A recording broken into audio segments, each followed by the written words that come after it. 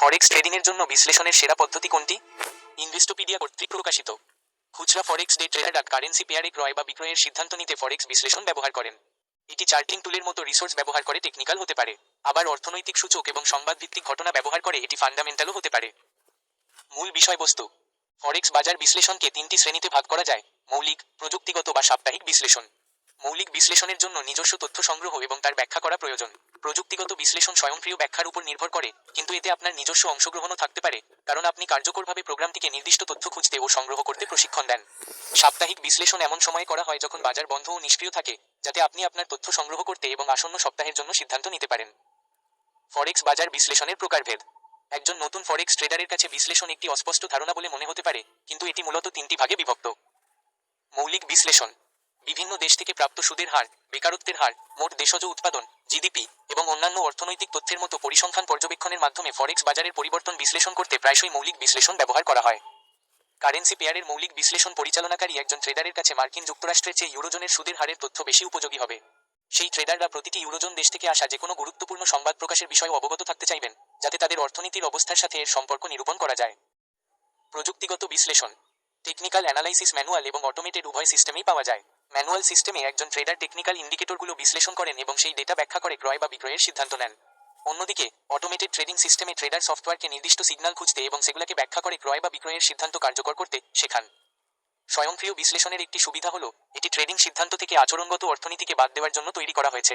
ফরেক্স সিস্টেমগুলো অতীতের মূল্য ওঠানামা ব্যবহার করে নির্ধারণ করে যে কোনো নির্দিষ্ট মুদ্রার গতিপথ কোন দিকে যেতে পারে।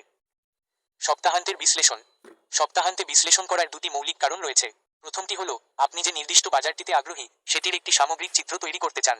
সপ্তাহান্তে বাজারগুলো বন্ধ থাকে এবং এতে কোনো গতিশীল পরিবর্তন হয় না, তাই পরিস্থিতি ঘটার সাথে সাথে আপনাকে প্রতিক্রিয়া জানাতে হয় না, কিন্তু আপনি সামগ্রিক চিত্রটি পর্যবেক্ষণ করতে পারেন। সপ্তাহান্তের বিশ্লেষণ আপনাকে আগামী সপ্তাহের জন্য আপনার ট্রেডিং পরিকল্পনা তৈরি করতে এবং প্রয়োজনীয় মানসিকতা গড়ে তুলতে সাহায্য করবে। সপ্তাহান্তের বিশ্লেষণ অনেকটা একজন স্থপতির একটি ভবন নির্মাণের নকশা তৈরির মতো, যা কাজটি মসৃণভাবে সম্পন্ন করা নিশ্চিত করে। ফরেক্স বাজার বিশ্লেষণ প্রয়োগ করা: ফরেক্স বাজার বিশ্লেষণের মূলনীতিগুলো নিয়ে গভীরভাবে চিন্তা করা জরুরি। একটি 4 ধাপের রূপরেখা অনুসরণ করা সহায়ক হতে পারে। 1. চালকসমূহকে বুঝুন। সফল ট্রেডিংয়ের কলাকৌশল আংশিকভাবে বাজারগুলোর মধ্যকার বর্তমান সম্পর্ক এবং এই সম্পর্কগুলো বিদ্যমান থাকার কারণগুলো বোঝার উপর নির্ভরশীল। কার্যকারণ সম্পর্ক সম্পর্কে ধারণা থাকা এবং এটা মনে রাখা জরুরি যে এই সম্পর্কগুলো সময়ের সাথে সাথে পরিবর্তিত হতে পারে এবং হয়ও। শেয়ার বাজারের পুনরুদ্ধারকে সেই সব বিনিয়োগকারীদের দ্বারা ব্যাখ্যা করা যেতে পারে যারা একটি অর্থনৈতিক পুনরুদ্ধারের প্রত্যাশা করছেন। এই বিনিয়োগকারীরা বিশ্বাস করেন যে এর ফলস্বরূপ ভবিষ্যতে কোম্পানিগুলোর আয় বাড়বে এবং তাদের মূল্যায়নও বৃদ্ধি পাবে। এর অর্থ হতে পারে যে এটি কেনার জন্য একটি ভালো সময়, কিন্তু বিপুল পরিমাণ তারল্যের উপর ভিত্তি করে তৈরি হওয়া জল্পনা কল্পনা এই গতিকে আরও বাড়িয়ে তুলতে পারে। এমনও হতে পারে যে সেই পুরনো লোভই দামকে আরও বাড়িয়ে দিচ্ছে, যতক্ষণ না বড় বড় বিনিয়োগকারীরা এতে যুক্ত হচ্ছে এবং বিক্রি শুরু হচ্ছে। দ্রুত তথ্য: প্রথম যে প্রশ্নগুলো করতে হবে তা হলো, এই ঘটনাগুলো কেন ঘটছে? বাজারের এই কার্যকলাপের পেছনের চালিকা শক্তিগুলো কি? 2. সূচকগুলো তালিকাভুক্ত করুন। একজন ট্রেডারের জন্য প্রতিটি বাজারের গুরুত্বপূর্ণ সূচকগুলোকে দীর্ঘ সময়ের জন্য চার্টে দেখানো সহায়ক হতে পারে। এই অনুশীলনটি বাজারগুলোর মধ্যে সম্পর্ক নির্ধারণ করতে এবং একটি বাজারের গতিবিধি অন্যটির বিপরীত নাকি সঙ্গতিপূর্ণ তা বুঝতে সাহায্য করে। 2009 সালে সোনার দাম রেকর্ড উচ্চতায় পৌঁছে যাচ্ছিল। এই ঘটনাটি কি এই ধারণার প্রতিক্রিয়া ছিল যে কাগজের মুদ্রার মূল্য এত দ্রুত হ্রাস পাচ্ছিল যে কঠিন ধাতুতে ফিরে আসার প্রয়োজন দেখা দিয়েছিল? নাকি এটি ছিল সস্তা ডলারের কারণে সৃষ্ট পণ্য বাজারের তেজিভাবের ফল? উভয়ই হতে পারে, অথবা এটি জল্পনা কল্পনা দ্বারা চালিত বাজারের গতিবিধিও হতে পারে। 3. অন্যান্য বাজারে ঐকমত্য সন্ধান করুন। একই সাপ্তাহিক বা মাসিক ভিত্তিতে অন্যান্য ইনস্ট্রুমেন্টের চার্ট বিশ্লেষণ করে আপনি বাজার কোনো একটি সন্ধিক্ষণে পৌঁছাচ্ছে কিনা সে সম্পর্কে একটি ধারণা পেতে পারেন। এই ঐকমত্যের সুযোগ নিয়ে এমন একটি ইনস্ট্রুমেন্টে ট্রেড করুন যা এই পরিবর্তনের দ্বারা প্রভাবিত হবে। যদি কারেন্সি পেয়ারটি ওভারসোল্ড পজিশন নির্দেশ করে এবং ব্যাংক অফ জাপান বিওজে ইয়েনকে দুর্বল করার জন্য হস্তক্ষেপ করে, তবে জাপানের রপ্তানি প্রভাবিত হতে পারে। কিন্তু ইয়েনের কোনো দুর্বলতা না ঘটলে জাপানের অর্থনৈতিক পুনরুদ্ধার ব্যাহত হওয়ার সম্ভাবনা রয়েছে। 4. লেনদেনের সময় নির্ধারণ করুন। যদি আপনি দীর্ঘ সময়ের চার্টে টার্নিং পয়েন্ট খুঁজে বের করতে পারেন এবং তারপর এন্ট্রিকে নিখুঁত করার জন্য একটি ছোট সময়সীমায় চলে আসেন, তাহলে একটি সফল ট্রেডের সম্ভাবনা অনেক বেশি থাকে। প্রথম ট্রেডটি দীর্ঘমেয়াদী চার্টে নির্দেশিত সঠিক ফিবোনাচি লেভেল বা ডাবল বটমে হতে পারে। এটি ব্যর্থ হলে একটি পুলব্যাক বা সাপোর্ট লেভেল পরীক্ষার সময় প্রায়শই দ্বিতীয় সুযোগ আসে। গুরুত্বপূর্ণ: ধৈর্য, শৃঙ্খলা এবং প্রস্তুতি আপনাকে সেই সব ট্রেডারদের থেকে আলাদা করবে যারা কোনো প্রস্তুতি বা একাধিক ফরেক্স ইন্ডিকেটরের বিশ্লেষণ ছাড়াই কেবল হুট করে ট্রেড করে।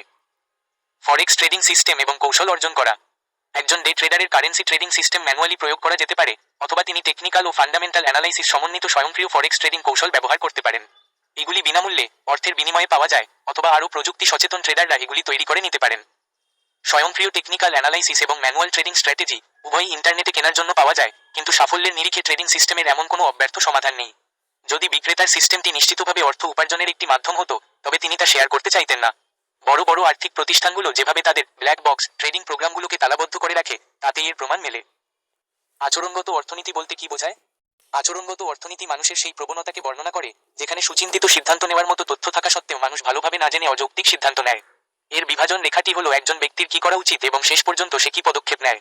আচরণগত অর্থনীতি শিকাগো বিশ্ববিদ্যালয়ের গবেষক এবং নোবেল বিজয়ী রিচার্ড থ্যালারের কাজ ও গবেষণার উপর ভিত্তি করে গড়ে উঠেছে। ফিবোনাচি রিট্রেসমেন্ট লেভেল বলতে কি বোঝায়? ফিবোনাচি রিট্রেসমেন্ট অনুভূমিক রেখার উপর ভিত্তি করে সাপোর্ট এবং রেজিস্ট্যান্সের ক্ষেত্রগুলো অনুমান করে। এটি সেই বিন্দুকে চিহ্নিত করে যেখানে একটি স্টক বা মুদ্রা তার বর্তমান প্রবণতা বিপরীত দিকে মোড় নেবে। এই স্বরগুলো শতাংশ হিসাবে দেখানো হয়। একটি শক্তিশালী প্রবণতায় সর্বনিম্ন রিট্রেসমেন্ট 40% এর নিচে থাকে, কিন্তু একটি দুর্বল প্রবণতায় এটি বেড়ে 60% বা তারও বেশি হতে পারে। এর মূল উদ্দেশ্য হলো এই রেখাগুলো ব্যবহার করে বাজার পরবর্তীতে কি করতে চলেছে তা অনুমান করার চেষ্টা করা। ব্ল্যাক বক্স ট্রেডিং প্রোগ্রাম বলতে কি বোঝায়? একটি ব্ল্যাক বক্স ট্রেডিং সিস্টেমকে অন্যান্য সিস্টেমের জন্য অ্যালগোরিদম তৈরি করতে প্রোগ্রাম করা থাকে। এর ফলে এমন একটি কম্পিউটার সিস্টেম তৈরি হয় যা আপনার আগ্রহের সম্ভাব্য ক্রয় বিক্রয়ের সিদ্ধান্তগুলো সুনির্দিষ্টভাবে চিহ্নিত করতে পারে। মূল কথা, ফরেক্স ট্রেডিংয়ের ক্ষেত্রে টেকনিক্যাল এবং ফান্ডামেন্টাল অ্যানালাইসিসের মধ্যে কোনো সেরা পদ্ধতি নেই।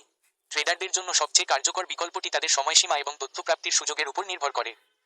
যেসব স্বল্পমেয়াদী ট্রেডারের কাছে অর্থনৈতিক তথ্যের বিলম্বিত বিবরণ থাকলেও রিয়েল টাইমে কোটেশন পাওয়ার সুযোগ থাকে, তাদের জন্য টেকনিক্যাল অ্যানালাইসিস একটি পছন্দের পদ্ধতি হতে পারে। যেসব ট্রেডারের কাছে সর্বশেষ সংবাদ প্রতিবেদন এবং অর্থনৈতিক তথ্য পাওয়ার সুযোগ রয়েছে, তারা ফান্ডামেন্টাল অ্যানালাইসিস পছন্দ করতে পারেন। সপ্তাহান্তে বিশ্লেষণ করে নেওয়ায় কোনো ক্ষতি নেই, কারণ তখন বাজার ক্রমাগত ওঠানামার মধ্যে থাকে না।